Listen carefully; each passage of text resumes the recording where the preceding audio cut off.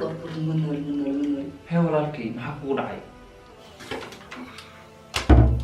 maxaa kugu dhacan leedahay liftiga ayaa haleysnaa hoosna waxaan ku arkay maamo waayeela oo alaab culus sida kadib waxaan is dhahay balaayo iska dhigo dee alaabta la qaad maamada balaayaan iskaga dhigay waxaan dhahay maamo anaa kuu qaadaya alaabtii baan soo qaaday show maamadu waxay badegan tahay dabaqa sideedaad waxaan is dhahay ma iska dhigtaa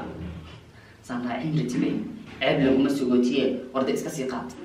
marka meeshii baan u geynanay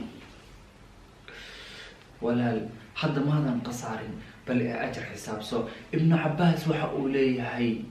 dhagaysa bal walaal ibnu cabbaas wuxuu leeyahay ina alxasanata diyaa'un fi lwajhi wa nuurun fi lqalbi wa sixatun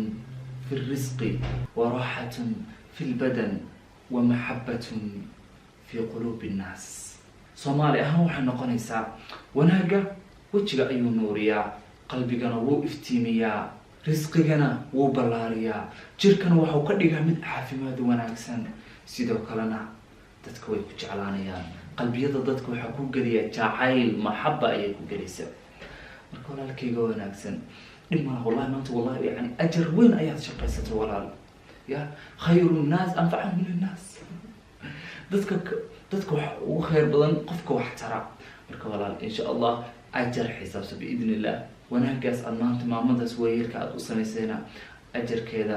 rabbi subxaanahu watacaala ayaad ka qaadanaysaa maalin aad u baahan tahay oo ah maalinta qiyaamo marka insha allah dhowr kale iska caafimaadaya ajar xisaabsaya